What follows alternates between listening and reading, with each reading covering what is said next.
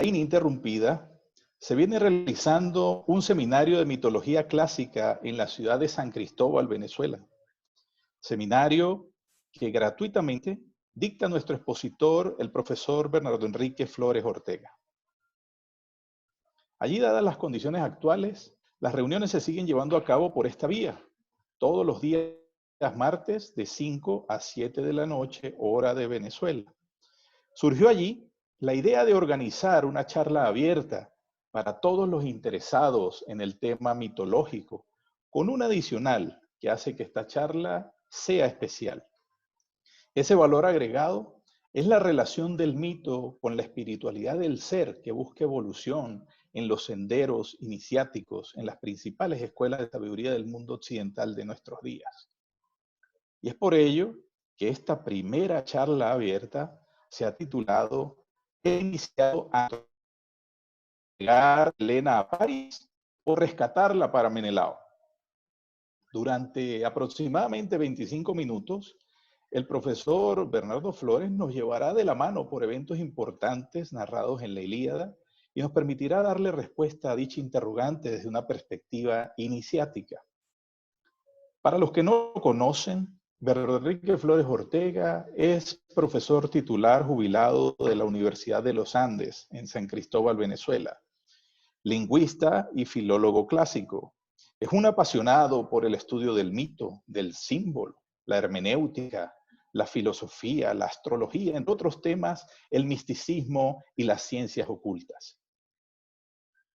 Ha publicado diversos libros, algunos dirigidos al mundo académico específicamente, y otros al trabajo espiritual de la enseñanza de los temas que le han iluminado el alma, provocando la necesidad de difundirlos.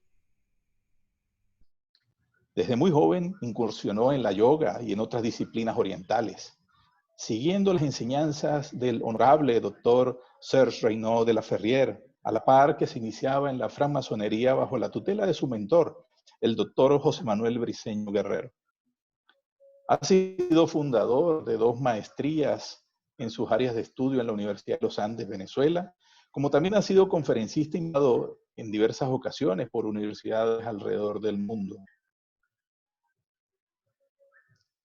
Antes de empezar, y ya que estamos sobre los 100 participantes en este chat, debo pedirles que nos disculpen cualquier detalle técnico durante la exposición. Esta tendrá una duración estimada de 25 minutos, durante los cuales ustedes, por el chat exclusivamente, pueden enviar las preguntas que deseen realizar al ponente. Nuestro equipo técnico seleccionará algunas que serán respondidas al final de la charla. Les pido, por favor, mantener sus micrófonos en silencio durante la charla y sus cámaras, preferiblemente sus cámaras apagadas, con el fin de poder disfrutar este espacio con la menor cantidad de interrupciones posibles. Muy bien, llegando ya sobre los 115 participantes, continuamos. La mitología, el arte, los cuentos de hadas, las fábulas, las tradiciones religiosas, la astrología, entre otras, permiten conocer los símbolos sobre los cuales la humanidad sublima su trascendencia, pero también nos ayudan a lograr el conocimiento profundo de nosotros mismos, y es a ello a lo que nos lleva esta charla del día de hoy, para la cual invocamos a Hermes y a Calíope, a través de la voz del profesor Bernardo Enrique Flores. Deseamos de corazón que la disfruten y que sea de su mayor agrado. De esta manera, sin más preámbulos, habiendo pasado 7 minutos después de las 6:30, los dejo con nuestro conferencista.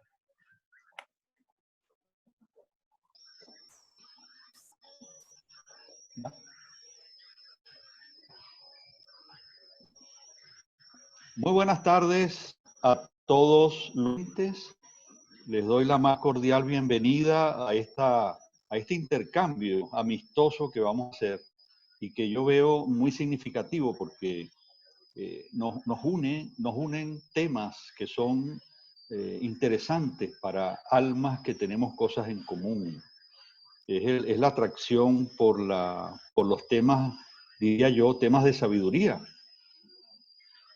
Y el título que le hemos dado a esta charla comienza preguntándole al iniciado, al que se ha iniciado, al que está iniciado en alguna orden, alguna escuela de sabiduría, alguna escuela de misterios, ¿qué debe hacer? Si debe entregarle Helena a Paris o debe rescatar a Helena y entregarla a Menelao. Todos ustedes conocen de alguna forma, igual que yo, hemos escuchado sobre la guerra de Troya. Es un tema obligado. Aquí en Venezuela, por ejemplo, se estudia la Ilíada y la Odisea en bachillerato, en los cursos de bachillerato. Es un tema obligado. Supongo que en toda Latinoamérica es igual. Hay países como Alemania, donde los niños aprenden en la escuela griego y latín y leen, comienzan a leer la Ilíada y la Odisea desde que están en la escuela primaria. Bueno, ¿por qué hablamos de un legado de Troya? ¿Qué es un legado? Un legado es algo que se preserva, que se entrega de una generación a otra. Un legado es lo que queda después de una acción importante. Por ejemplo, un legado familiar. Uno recibe una herencia familiar en valores, en aprendizajes y así. Entonces, Homero, que fue el compositor de la Ilíada y de la Odisea, vivió hace aproximadamente unos 3000 años. Es mucho tiempo, 3000 años. Hace tanto tiempo, o sea, 1000 años antes de Cristo, y uno se pregunta, ¿cómo es posible que algo tan antiguo, tan viejo, todavía se lea? Llama la atención que esos libros sean todavía interesantes para la cultura occidental en general. En todos los países occidentales se lee a Homero. ¿Por qué algo tan antiguo se lee todavía? Cuando Homero compuso la Ilíada y la Odisea, no había escritura en la antigua Grecia. Eso se aprendía de memoria. Homero compuso en su cabeza la Ilíada y la Odisea y lo transmitió, eso se transmitió de una generación a otra durante muchos siglos, hasta que hubo escritura en Grecia. Entonces se recitaba el Aida, que era el encargado de recitar de memoria la Ilíada y la Odisea, esos versos larguísimos. Lo hacía al lado del fuego central, como el mismo Homero cuenta en la Odisea, por ejemplo, cuando Ulises llega al país de los Feacios, y entonces ahí se describe el palacio del rey Alcino, un palacio rectangular, y en el centro del palacio hay un fuego central. Ahí se sentaba el Aeda, el cantor, acompañado de su cítara, y recitaba los versos de Homero, recitaba la guerra de Troya, y entonces, o recitaba la Odisea, por ejemplo. La Odisea comienza cantando Andra moyene pemusa politro ponjosma pola, plaste peide tea. O sea, tiene una musicalidad muy atractiva, muy sugestiva. Y esa musicalidad es lo que hizo que fuera preservada, fuera aprendida de memoria. Los versos de Homero fueron compuestos en hexámetros dactílicos. Hexámetro es que tiene 6 sílabas y dactílico es por el dedo, porque el dáctilo es un dedo. Entonces el dáctilo tiene una sílaba larga y 2 cortas. Entonces tanta, tanta, ta. Ese es el ritmo que lleva la Ilíada y la Odisea también. Ese es un hexámetro que usaban mucho los poetas antiguos. Entonces tiene una musicalidad muy atractiva al oído. Entonces hay un encanto musical en la Ilíada. Luego, la trama misma de la guerra ha sido interesante para Occidente. Entonces, el lector disfruta, lo mismo que la Odisea, disfruta del cuento, de la narración. Ese es el primer nivel de la Ilíada, el nivel literal. Hay un segundo nivel que lo descubrió Schliemann. Schliemann fue un investigador alemán que tenía mucho dinero y era un gran amante de Homero. Entonces él se sabía de memoria la Ilíada. Entonces él supuso que la guerra de Troya debió haber sido un hecho histórico y decidió investigar eso y hizo averiguaciones y encontró a Troya. La encontró en una colina que se llama Hisarlik, que queda en la actual Turquía. Ahí descubrió. Y entonces excavó y no solo encontró a Troya, encontró 7 ciudades, una superpuesta a otra. O sea, 7 ciudades, una arriba de otra. De manera que ese descubrimiento demostró que la guerra de Troya sí había sido histórica. O sea que existió Troya por lo menos. Y bueno, encontró muchas cosas interesantísimas. Ese es un segundo nivel. Sin embargo, los sabios han dicho que todas las escrituras sagradas tienen por lo menos 7 niveles de lectura. Entonces, cuando uno se va familiarizando con los mitos, uno va descubriendo que hay una sabiduría implícita que no está puesta de relieve, pero que uno la intuye, uno la presiente. Entonces, al familiarizarse con el mundo del simbolismo, uno va descubriendo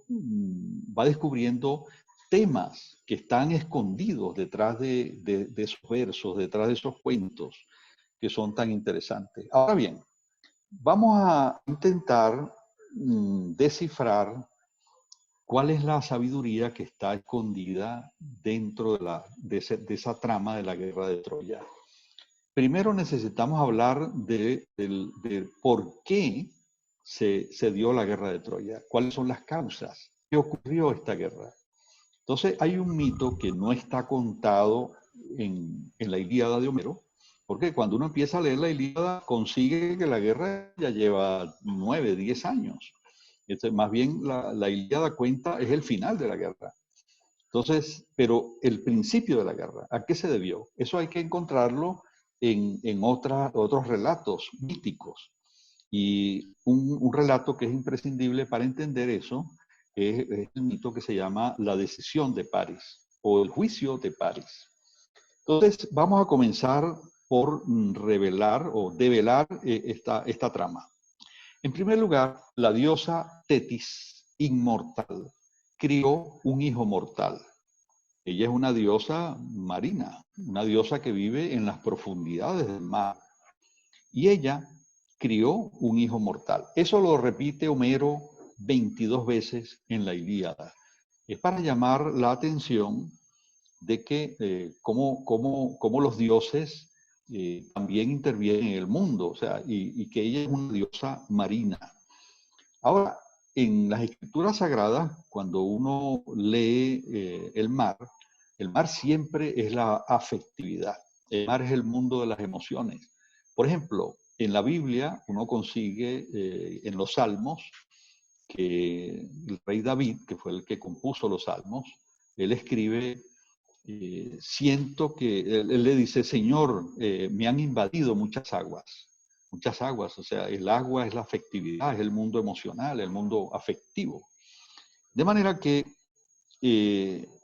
Tetis representa ese mundo de las emociones, de las profundidades del psique, porque Tetis vive precisamente en las profundidades del mar. Ahora, había un oráculo que decía que prevenía sobre Tetis. Ese oráculo advertía que había que tener cuidado con la descendencia de Tetis. Y Zeus, padre de todos los dioses, padre de los mortales hombres, Zeus se enamoró de ella, pero cuando supo el oráculo ya no la quiso tocar, no la tocó, sino que más bien decidió buscar un mortal para casarla con ella. Entonces, ese mortal se llamó Peleus o Peleo. Entonces, Tetis y Peleo se enamoraron y tuvieron un hijo que se llamó Aquiles, Agileus en griego. Pero en el matrimonio hicieron un banquete al cual no invitaron a la diosa Eris. Eris significa la discordia. Todos los demás dioses y diosas estaban invitados, menos Eris.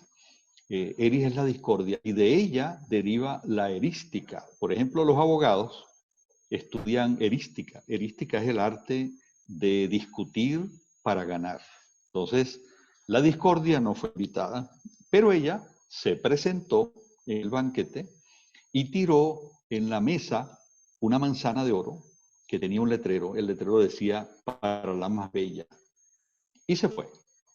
Se prendió la discordia, porque enseguida Afrodita, que diosa de la belleza, del amor, de la generación, diosa de la sexualidad, ella se sintió aludida porque era la más bella y entonces tiró la mano para atrapar la manzana, pero tropezó con la mano de Hera, que también se había sentido aludida, igualmente Atenea también.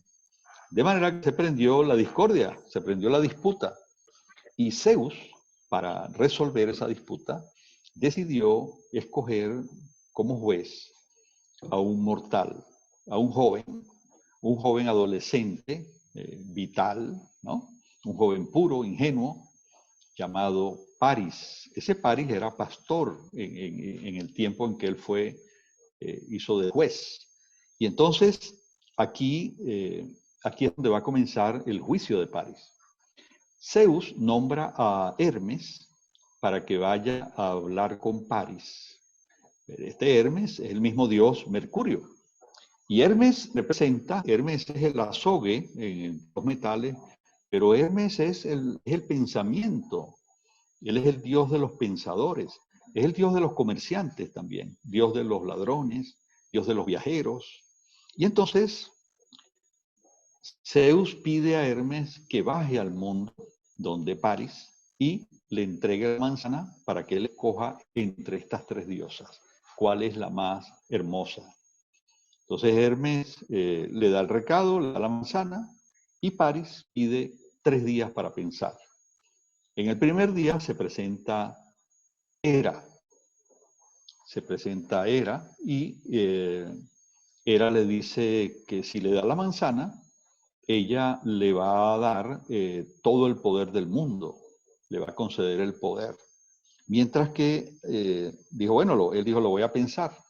Al segundo día se presenta Atenea, diosa grande y poderosa, y entonces Atenea ofreció bienes también. Atenea ofreció sabiduría y clarividencia, que son los bienes que Atenea otorga. Entonces, a cambio de la manzana, dijo Paris, bueno, lo voy a pensar. Al tercer día se presentó Afrodita. Y Afrodita le pide la manzana y le ofrece a cambio la mujer más bella del mundo. Afrodita, recordemos que es la diosa de la generación, es la diosa del amor y la belleza, de la sexualidad. Entonces, ella ofrece la mujer más bella del mundo. Y enseguida, que ella termina de decir eso, hace como que se hubiera tropezado y que se le cae la túnica. Entonces es una cosa así como ella aparentemente un descuido. Ella queda absolutamente desnuda delante de Paris. Paris, que es un adolescente lleno de energía, de vitalidad, ve a la diosa desnuda, por supuesto que queda embelesado.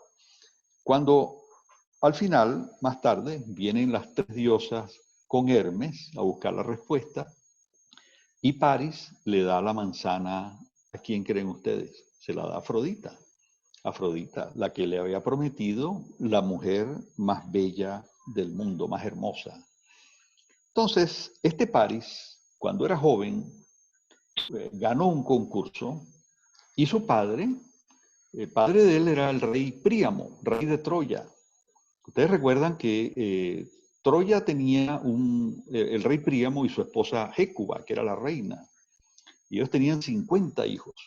Este Paris es uno de los 50 hijos que Príamo lo reconoce y lo acepta como hijo, como príncipe.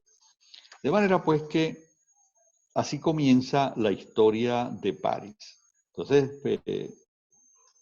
hay que entrar entonces ahora en las etimologías. Cuando estudiamos los nombres de estos héroes, de estos personajes que son principales en la guerra de Troya, es donde uno empieza a comprender que el cuento va más allá de una simple guerra exterior. Paris, de esa palabra Paris, deriva en español parir. Paris es el falo. Paris son las fuerzas de la generación. Mientras que Helena es una fuerza central en uno, en el ser humano, en el hombre y en la mujer, que puede subir o puede bajar, Helena. Pero Helena está casada con Menelao. Recordemos que en Menelao aparecen dos reyes importantes en la guerra, en la Ilíada, que son Menelao y su hermano Agamenón. Estos reyes los llama Homero los Atridas, porque ellos eran hijos de Atreo. Entonces, estos dos Atridas, hermanos, se casan con dos hermanas, que son Helena y Clitemnestra. Estas dos hermanas habían nacido de un huevo, porque su mamá era Leda, dice el mito, que Zeus la había convertido en cisne, y él mismo se convirtió en cisne, de manera que Helena y Clitemnestra nacen de huevos.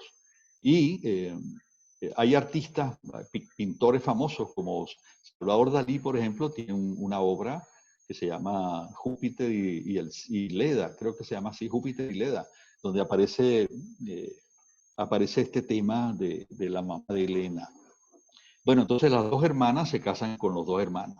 Este Menelao era rey de Esparta, pero hay un momento en que París conoce a Helena.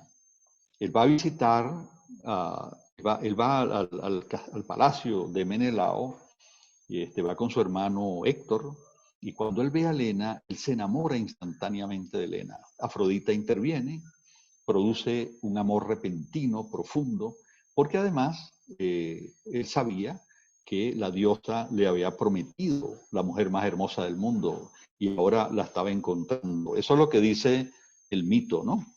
Y entonces la rapta. La rapta, se la lleva a Troya, y Menelao, cuando ve que su esposa ha sido raptada, inmediatamente se queja con todos los demás príncipes griegos. Esos príncipes todos deseaban a Helena, todos la deseaban, pero Helena está casada con Menelao. Y entonces estos príncipes y reyes acuden al llamado de Menelao y se da principio a la guerra de Troya. Aquí es cuando llegan todos los barcos griegos, que van avanzando hacia Troya, hacia la actual Turquía. Ahora bien, Helena, ese sería el relato mítico, ¿no? Ahora, vamos a hablar de una lectura, ahí está la imagen del juicio de París. Ahora vamos a hablar de una lectura simbólica. Aquí vienen las fuerzas griegas que vienen a rescatar a Helena en dirección hacia Troya. ¿Dónde se ubica Helena? Uno, Helena, ya hablamos de París, ¿no? París tiene que ver con las fuerzas de la generación. O sea, París es lo que se llama en yoga, lo que se llama en la espiritualidad, en las corrientes espiritualistas, bien sea en la teosofía de Madame Blavatsky, bien sea en los Vedas de la India, literatura espiritualista, los 7 chakras. París está ubicado en el chakra base, lo que llaman el Muladhara. Mientras que Helena se ubica en el plexo solar. Ella está en el medio. Esa es su ubicación natural. Pero ella está casada con Menelao. O sea que Menelao pertenece al chakra corona, lo que llaman el Sahasrara Padma, el séptimo chakra, ubicado en la cima, en la coronilla del ser humano. Ahora, esa energía que había subido del plexo solar hacia la coronilla, ahora es raptada hacia el chakra base, hacia París. París se la lleva a Troya. Hay escritores, por ejemplo, aquí en Venezuela, hay un escritor que dio clases en la Universidad Central de Venezuela, que tiene un libro que se llama Zoognosis, Daniel Medvedov. Medvedov decía en ese libro que Troya es un sinónimo del aparato genital de la mujer. Bueno, esa es una lectura que él hace. De todas maneras, uno va asociando estos temas y va desilvanando significados. Helena es raptada hacia la base, hacia el chakra base, el chakra Muladhara. Y la guerra consiste en rescatar a Helena. Ahora, ¿qué significa Menelao? Menelao es el otro tema súper importante en toda esta trama. Porque Menelao es una palabra compuesta. Tiene dos raíces. La primera de ellas, o mejor dicho, la segunda, es Laos. Laos quiere decir territorio o región.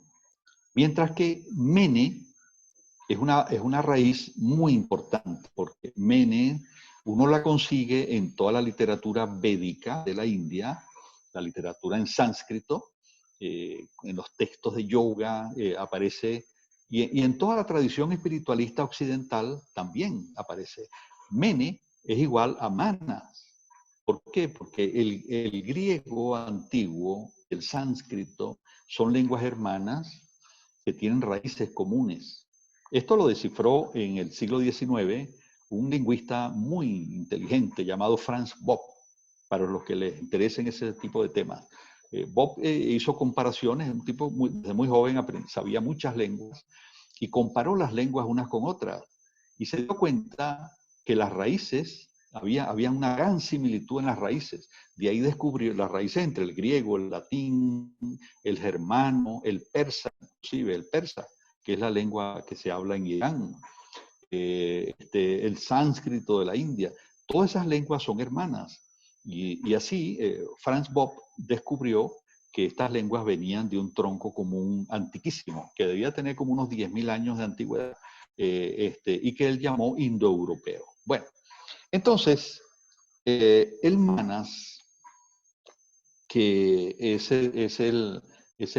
la conciencia más alta que tiene el ser humano.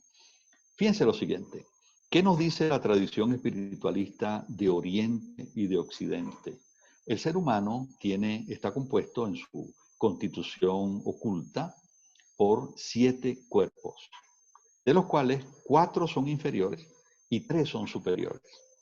Quienes de ustedes se hayan iniciado en la escuela Rosa Cruz, por ejemplo, recordarán que los libros Rosacruces viejos tenían un dibujo de una cruz con con una rosa aquí en el centro, ¿no? Y entonces ellos dibujaban debajo del palo horizontal, dibujaban 4 puntos aquí, 4 puntos para representar los 4 cuerpos inferiores. Y luego dibujaban arriba los 3 superiores como un punto aquí, otro punto acá, y el último aquí arriba. Ese último es el Manas, Menelao, es la conciencia más alta. Fíjense ustedes, el de los cuerpos inferiores, primero está el cuerpo físico, después está el cuerpo emocional o astral, que se separa del cuerpo físico cuando uno, en el sueño, por ejemplo, cuando uno se duerme, el astral se separa. Después está el cuerpo etérico o causal, es el que este se separa del cuerpo físico cuando hay el momento de la muerte. Y el último de los 4 es el mental. Ese cuerpo mental siempre está activo durante el día, cuando uno piensa, cuando uno está comunicándose. Mientras que de los 3 cuerpos superiores, el primero de ellos es el Atman o cuerpo átmico. Ese cuerpo no hace juicios, no juzga, es un observador imparcial. Después le sigue el Buddhi o cuerpo búdico, es lo que llaman el ojo del espíritu. Y en tercer lugar y último está el Manas o cuerpo manásico, que es el pensamiento, es el pensamiento divino que crea los mundos. Es el cuerpo que produce la intuición pura, el que otorga verdadera y plenamente el libre albedrío. Entonces, el Manas es un cuerpo, es un nivel sumamente importante en nosotros. A eso se refiere Menelao. Entonces, el alma, que es Helena, está casada con Menelao. Pero hay un rapto que atrapa al alma y la lleva hacia el fondo, la lleva hacia el chakra muladhara, hacia un nivel muy inferior que no le corresponde. Si ustedes analizan esto que estamos diciendo, se darán cuenta que ha habido en la humanidad una caída. Eso es una forma de explicar el mito de la caída que aparece en muchas mitologías antiguas. Por ejemplo, en el Génesis de la Biblia, Adán y Eva expulsados del paraíso. Hay una pérdida, hay una caída. En el Popol Vuh aparece también la caída, porque cuando el corazón del cielo crea a la humanidad, al hombre, crea un hombre muy perfecto, cuya visión abarca más allá del horizonte, dice el Popol Vuh. Pero el corazón del cielo siente celos de este hombre y le pone un velo sobre los ojos. Ahí está, y queda la humanidad como es ahora, que no podemos ver el mundo espiritual. Ahí está narrada la caída. Bueno, entonces en Troya se ha producido una caída. O sea que Troya, la guerra de Troya, es la historia viva de la humanidad. Es la historia que nos muestra que Helena, que el alma de nosotros, ha sido atrapada hacia una región que no es la región natural de ella. Entonces, en París es donde están todas las apetencias. El alma nuestra está atrapada allí, en los deseos, en las apetencias, en el deseo de poder, en las ambiciones, en todos los apetitos, ¿sí? En el deseo de fama, en el deseo de tener gloria, en el deseo de placeres, en el deseo de poder. Todo eso está representado en París y el alma está atrapada allí. Por eso que es necesario rescatarla. Ahora bien, ¿dónde se va a producir ese rescate? ¿Dónde debemos producirlo? Está visto que toda la humanidad ha sido, Helena está secuestrada. Pero la guerra de Troya debe producirse en el plexo solar, porque el plexo solar es donde inicialmente el alma se encuentra. Allí ella va a tomar un camino, depende de quién dirija la guerra. Si la guerra la ha ganado París. Por eso es que en el título hemos dicho el iniciado ante el legado de Troya. El legado de Troya es toda esta información sabia, toda esta sabiduría que nos ha legado Homero, que nosotros somos hereditarios o depositarios de esa sabiduría ancestral y que ahora debemos aprender a desilvanarla, a descifrarla. Entonces, la guerra de Troya se va a producir en el plexo solar de cada uno de nosotros. Es interesante ver cómo Platón en la República nos habla, al hablarnos de las virtudes, Platón describe la templanza. Una de las 4 virtudes de las que él habla allí es la templanza. En griego, templanza se dice sofrosune, o sea, tener sano el diafragma significa templanza. O sea que la virtud llamada templanza se desarrolla en el plexo solar, ahí donde está la batalla, donde está la guerra de Troya. Es decir, hay unas fuerzas en nosotros que son todos esos príncipes y reyes griegos que acuden en sus barcos a rescatar a Helena, son fuerzas en nosotros mismos que necesitan luchar para que haya una templanza en el plexo solar nuestro. ¿Me van comprendiendo la idea?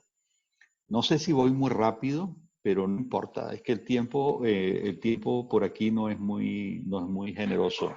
Entonces tenemos que ir rápido.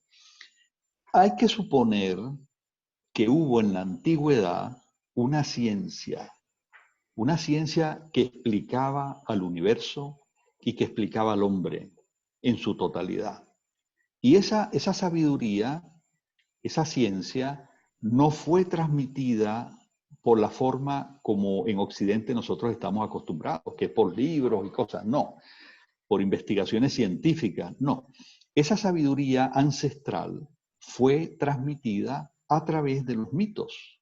Los mitos son libros abiertos donde está contenida esa sabiduría antigua que la humanidad del pasado tuvo. Los griegos decían que ellos habían recibido esa sabiduría de los hiperbóreos. Hiperbóreo significa una cultura que queda muy al polo norte, muy hacia el norte, porque el Bóreas es el viento del norte. Entonces, hiper, más allá del norte, o sea, de un lugar muy arriba en el planeta. Ahora, para uno comprender el mito, uno tiene que cambiar. Seguramente muchos de ustedes han leído la Ilíada, pero digamos, ¿por qué uno no entra a profundizar en los sentidos secretos de la Ilíada? Porque uno necesita cambiar. Tiene que haber una postura diferente, tiene que haber una segunda lectura. Como decía el doctor José Manuel Briceño Guerrero, que fue mi maestro en estas cosas con el que yo aprendí y estudié muchos años. Entonces, él decía que para que se produzcan estas comprensiones, uno tiene que cambiar. Entonces, una forma de cambiar es que cuando uno lee los mitos sagrados, porque decía Platón que los mitos son fábulas o cuentos sagrados. Cuando uno lee los cuentos sagrados, uno tiene que ponerse de protagonista uno mismo. O sea, si uno lee la Ilíada diciendo, esa fue una guerra que hubo por allá lejos en Grecia, ahí no está entendiendo nada. La única forma de entender la Ilíada y también la Odisea es que uno sea el protagonista de esa guerra. O sea, esta guerra está ocurriendo en mí. Lo mismo va a pasar en la Odisea, de la cual hablaremos en una segunda charla. Aprovecho de una vez para invitarlos a todos. Una segunda charla a hablar de la Odisea. Ahora, en el mito hay primero una familiarización con el cuento, con la trama del mito. Uno se familiariza. Primero fue esto, después esto. Uno oye el cuento. Pero poco a poco uno va sintiendo que hay una sabiduría escondida en ese relato y que en esa gran sabiduría lo puede conducir a uno a que el mito se abra. Y entonces los dioses se revelen, se muestren para uno. ¿Entiendes? Ahí el universo está poblado de dioses. Aquí no es un tema religioso con las discusiones que se plantean las grandes religiones, que si hay un Dios único o hay un politeísmo. Los griegos tenían politeísmo, pero en Atenas había un templo que tenía un letrero, decía al Dios desconocido. Ese templo estaba dedicado al Dios desconocido, al Dios único, el Dios que está por encima de los dioses. Y de hecho, cuando San Pablo llegó a Atenas a predicar, él se fijó que estaba ese templo al Dios desconocido y se paró en el ágora de Atenas y comenzó a enseñar el nuevo evangelio de Cristo. Y entonces dijo, yo he venido a hablar sobre el Dios desconocido. Y así logró difundir el evangelio. De manera pues que hay una sintaxis, el mito tiene una sintaxis y el encuentro con los dioses puede ser muy conmovedor, puede ser impactante. Hay dioses que son terribles, por ejemplo, Ares, dios de la guerra. La conmoción que produce Ares es terrible. Sin embargo, todos los dioses no son así. Atenea, por ejemplo, es una diosa benevolente, una diosa afable. Afrodita también, Mercurio, Hermes. Entonces, mis queridos amigos, yo siento esta noche, bueno, ya noche aquí en Venezuela, a lo mejor será tarde todavía en algunos países, o será muy de noche en Europa, por ejemplo. Entonces, yo les quiero agradecer inmensamente que hayamos podido compartir esta tarde, esta noche, estas ideas. Creo que la humanidad está dando pasos importantes hacia la conciencia espiritual. Y quiero dejar ahora el tiempo que nos quedan, estos minutos, para que algunos de ustedes que tengan algunas inquietudes puedan realizarlo a través de preguntas. Entonces, hasta aquí termino yo y queda abierta la sesión de preguntas y respuestas.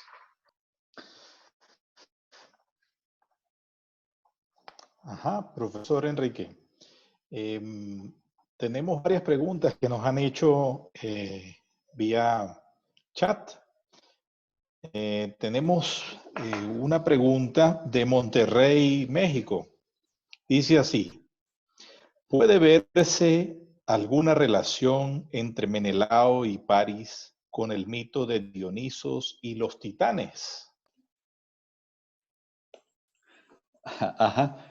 Sí, se nota que este amigo que hace esta pregunta es también aficionado e interesado en los temas mitológicos, ¿no? Sí, efectivamente, eh, en la tradición griega, los titanes se comieron a Dionisos. Dionisos es el Salvador, Dionisos es hijo de Zeus, pero en Dionisos hay una fuerza divina muy importante. Los titanes lo atrapan, lo matan, se lo comen, lo devoran. Y Zeus, padre de Dionisos, inmediatamente con el rayo fulmina a los titanes y los convierte en ceniza. Ahora, dice el mito que de esta ceniza, Zeus, padre de los hombres, de la humanidad, crea la raza humana de esta ceniza. Ahora bien, en esa ceniza estaban contenidos los titanes. Los titanes representan, los titanes es lo bestial en nosotros. Mientras que Dioniso, en la ceniza también estaba Dioniso, porque se lo habían comido los titanes previamente, en Dioniso representa lo divino. Es decir, que la raza humana tiene una doble naturaleza. Eso es lo que nos enseña el mito. Tiene una naturaleza bestial que nos viene de los titanes y tiene una naturaleza divina que nos viene de las cenizas de Dioniso. De modo pues que esas dos partes no están completamente separadas, sino que en el medio hay una región intermedia que es el alma, esa es Helena. Entonces, esa región media ella puede casarse con los titanes o puede casarse con Dioniso.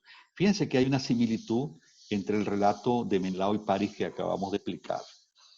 En el centauro, que es otra figura que aparece en la mitología griega, esas dos partes están representadas por el caballo, la parte de abajo del centauro es la parte bestial, la parte animal, y la parte de arriba, que es el hombre, la mitad hombre, representa la parte divina, el hombre es el Dios. Pero el centauro no tiene alma, el ser humano sí tiene. En el ser humano hay en el medio un alma, eso es lo que nos distingue de las demás creaciones. Y Helena, ese algo que hay en el hombre, en la mujer, tiene que casarse, tiene que sentirse atraída. Y nosotros somos los dueños, somos los responsables de qué matrimonio es el que queremos realizar en nuestras vidas. Queremos que Helena continúe en la región de París o queremos que Helena sea rescatada.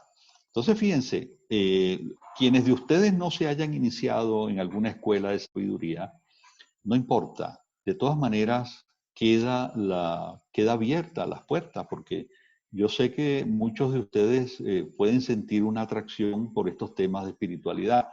Y aun cuando no estén iniciados, siempre se puede conducir a Helena hacia las alturas, es decir, dirigir el alma hacia las zonas más altas de la conciencia a través de un trabajo que tenga que ver en el plexo solar, tenga que ver con el desarrollo de la templanza, es decir, aprender a disciplinar las apetencias, disciplinar, mantener los deseos, las apetencias, mantenerlas controladas y no que ellas lo controlen a uno.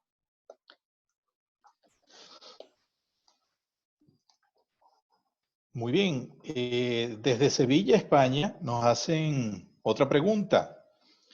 Esta diferencia entre Menelao y Paris que usted nos acaba de exponer, ¿encuentra algún trasfondo similar en la Biblia?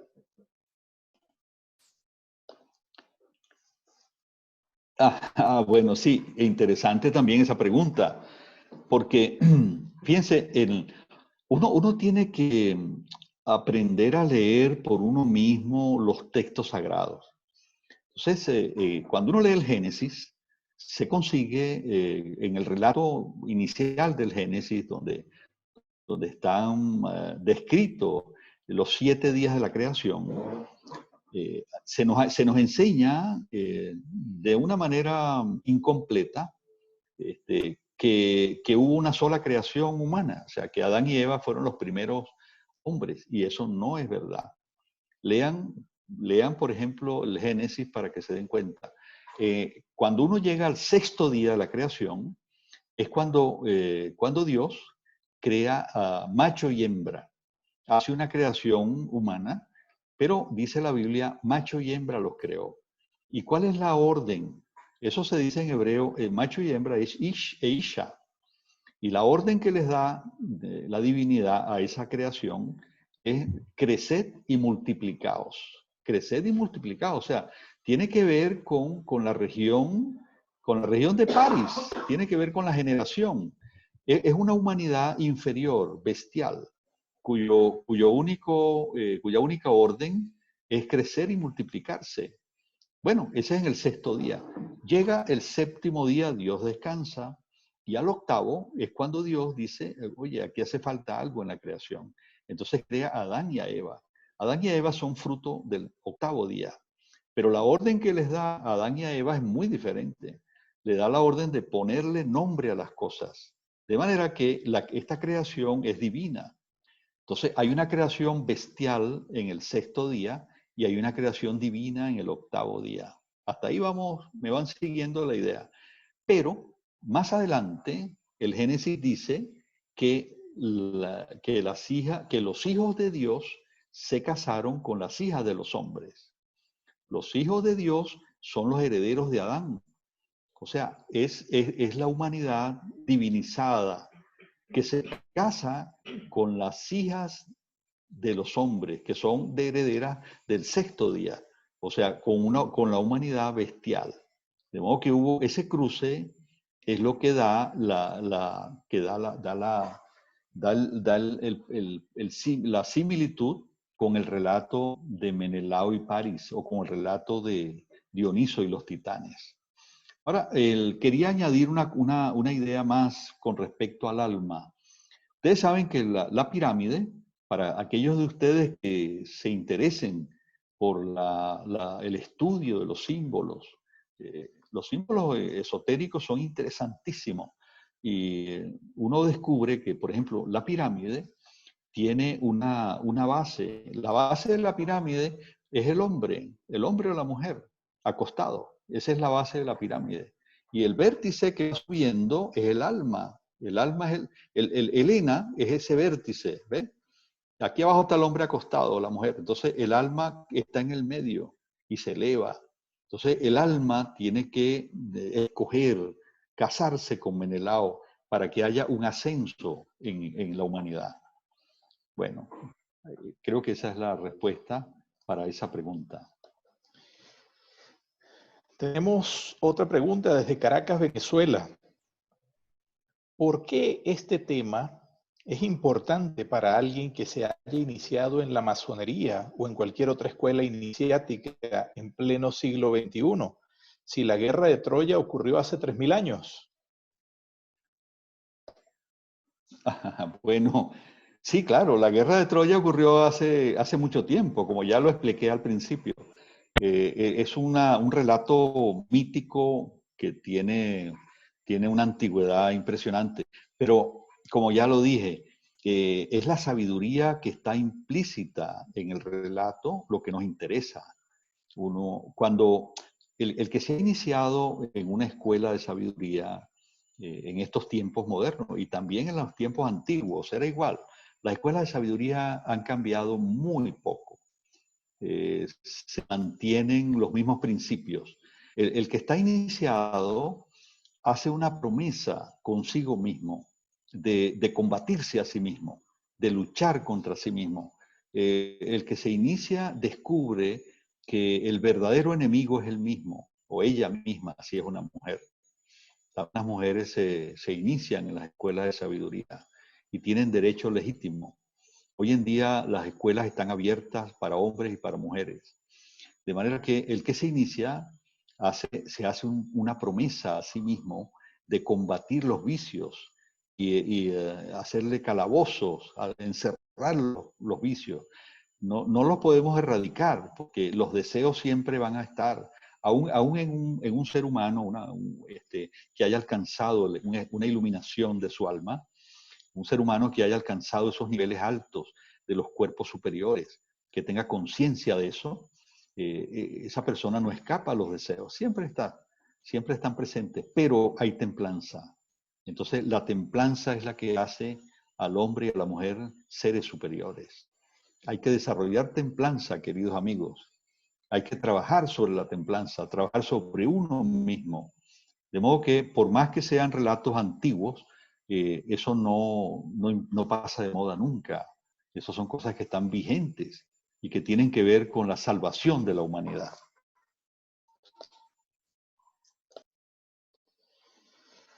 Tenemos otra pregunta. De antemano le pido disculpa a todos los que han hecho preguntas. De verdad, han sido más de 40 preguntas que se han recibido y nuestro equipo técnico ha escogido algunas. Les pido disculpas a los que no se puedan leer. Desde Los Ángeles, California, pregunta, ¿qué relevancia simbólica tiene el caballo para lograr el rescate de Elena? Caramba, qué interesante esa pregunta, porque yo no me refería al caballo y gracias por traernos esa pregunta, porque nos recuerda que en la guerra de Troya hay un símbolo poderosísimo. Yo no sé cómo se me había olvidado a mí mencionar el caballo, que es el caballo de Troya. Ustedes conocen que la solución de la guerra fue a través de un caballo. Ulises, que es un héroe muy importante de esta saga, Ulises tiene un pacto con Atenea. Atenea es la diosa de la sabiduría, diosa de la inteligencia. Y Atenea le inspira la idea a Ulises de construir un caballo de madera. Y entonces los griegos se ponen en la construcción del caballo, un caballo gigante, enorme, pero el caballo era hueco por dentro. Y en el interior se esconden los guerreros griegos. Y entonces, bueno, ustedes saben que ellos disimulan que se están yendo, se van en los barcos y dejan el caballo parado en la puerta de Troya. Y entonces los troyanos creen que ese caballo es un regalo que los griegos le dejan por tantos años que han estado ellos allí. Y entonces deciden introducir el caballo en la ciudad, meten el caballo. Y por cierto, hay una mujer llamada Casandra, que es una princesa. Casandra es una de las hijas de Príamo y la reina Hécuba. Entonces Casandra ella es clarividente, porque en una oportunidad dice el mito que el dios Apolo se enamoró de Casandra. Y cuando ya la iba a poseer, Casandra le pidió que le concediera la clarividencia y que le diera el don de la profecía. Entonces Apolo se lo dio inmediatamente, estaba deseoso de la mujer. Pero una vez que le dio el don de la profecía, Casandra le dijo que no, que ahora ella no quería nada con él. Entonces Apolo le dijo, bueno, está bien, no vas a querer nada conmigo, no te cases conmigo, pero vas a tener el don de la profecía, vas a ver claritico todo lo que va a ocurrir en el futuro, pero nadie te va a creer. Esa fue el castigo, la maldición de Apolo. Entonces, Casandra, cuando ella vio clarito que el caballo era una trampa, y así se lo dijo a los troyanos, que ese caballo era un ardid, era una trampa para apoderarse de la ciudad, pero nadie le creyó. Entonces los troyanos se bebieron, celebraron, se durmieron y los griegos en la noche, a medianoche, salieron de la barriga del caballo y ustedes conocen el final. Ellos tomaron Troya, incendiaron la ciudad, rescataron a Helena, Menelao se queda con Helena, se la lleva y se reencuentra con Helena. Y de ahí se van a Egipto. Pero el tema del caballo, que es tan interesante, es lo siguiente, es que el caballo no es otra cosa que la afectividad. ¿Por qué? Igual que el mar, el caballo es de Poseidón. Y el mar también es de Poseidón. Poseidón, Neptuno, ese es el dios de las aguas, de los mares. O sea, tiene que ver con el mundo psíquico, el mundo emocional, afectivo. Y los caballos representan el mundo afectivo. Recuerden que Platón usa para el alma un carruaje como un símbolo, ¿no? Para representar el alma, un carruaje con dos caballos. Los caballos son la afectividad. Entonces, ¿qué nos quiere decir Homero con que la solución de la guerra se produzca a través de un caballo? Es como para decir que en el mundo afectivo, si nosotros trabajamos adecuadamente sobre nuestro mundo afectivo, que tengamos una plenitud emocional, una plenitud en el campo de las emociones, de los afectos, de los sentimientos, es como se puede resolver la guerra de Troya. En una segunda charla, que ya como les dije, vamos a hablar un tema que se va a llamar algo así como más allá de Esqueria. Esqueria es la isla de los Feacios. Entonces, más allá de Esqueria, Ulises en busca del reino perdido. Entonces, Ulises va a buscar a Ítaca. Cuando terminó la guerra de Troya, cada quien cogió para su casa. Y entonces todos los reyes y príncipes retomaron otra vez el camino hacia sus imperios, sus reinos. Y Ulises retomó el camino hacia Ítaca. Pero ustedes conocen que le fue muy difícil porque Poseidón le ocasionaba muchas pérdidas y muchos problemas, muchas tormentas. De modo que el caballo es un símbolo de la afectividad.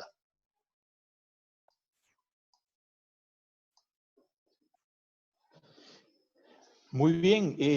Bueno, y ya la última pregunta que ha escogido nuestro equipo técnico, y después de la respuesta, el profesor Bernardo Flores nos invitará a la próxima charla y al seminario que dicta todas las semanas. Dice así esta pregunta, desde Buenos Aires, Argentina. ¿Por qué este enfoque hermenéutico o espiritualista no se enseña en las escuelas? Bueno, sí, caramba, sería interesante que se enseñaran en las escuelas esos temas que son de tanta profundidad. Y yo estoy seguro que los niños, mire, uno les cuenta los mitos a los niños y gozan, se divierten, se entretienen muchísimo y comprenden también, están en capacidad de comprender. Lo que pasa es que nuestras escuelas lamentablemente no siempre tienen un buen nivel y nuestros educadores a veces no se forman adecuadamente, no tienen profundidad. Entonces, por ejemplo, en Europa hay unas escuelas que fundó Rudolf Steiner. Steiner fue el fundador de la antroposofía, una escuela de sabiduría, y él creó unas escuelas para niños y para adolescentes que se han difundido por Suiza, por Suecia, Holanda, Francia, Alemania. Entonces, esas escuelas les enseñan sabiduría espiritual a los niños. Consulten para que vean, es un sistema educativo sumamente interesante, porque les enseñan el mundo esotérico a los niños. Bueno, entonces nosotros como padres, si en la escuela no se transmiten estos conocimientos, nosotros como padres podemos ayudar a los niños a que despierten. Se llama, aquí me están diciendo, se llama Pedagogía Waldorf. Waldorf, gracias. Ese es el ingeniero que está aquí al lado mío. Pedagogía Waldorf, las escuelas Waldorf. Consulten para que vean eso interesantísimo. Entonces, quiero cerrar esta respuesta invitando a todos ustedes, que yo sé que nos unen lazos, no son visibles, pero son lazos de inquietud espiritual. Yo sé que en todos y cada uno de ustedes hay una curiosidad, hay un anhelo, eso se llama anhelo. Entonces, los invito para que los días martes, todos los martes, en la hora venezolana, que es de 5 a 7 de la tarde, tenemos nuestro seminario de mitología clásica, griega y romana. Y entonces, para ustedes afiliarse, vamos a tratar de hacer eso vía Zoom posiblemente, ¿no?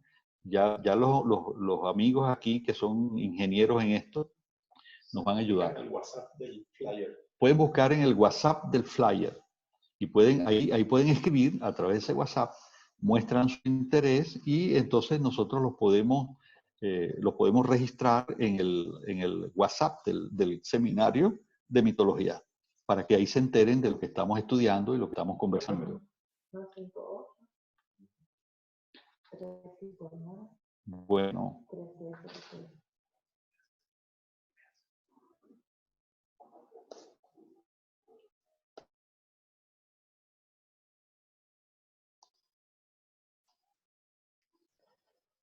Muy bien, muchas gracias, profesor Bernardo Flores. A todos los asistentes, logramos una participación de más de 180 participantes en este meeting.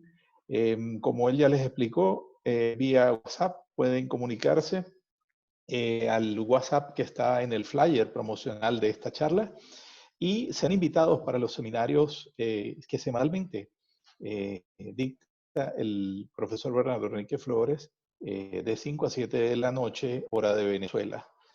De igual manera, para el próximo mes va a haber otra conferencia abierta y estén pendientes, les haremos llegar la invitación. Reciban todos un cordial saludo, muchas gracias por su asistencia y que pasen una feliz noche.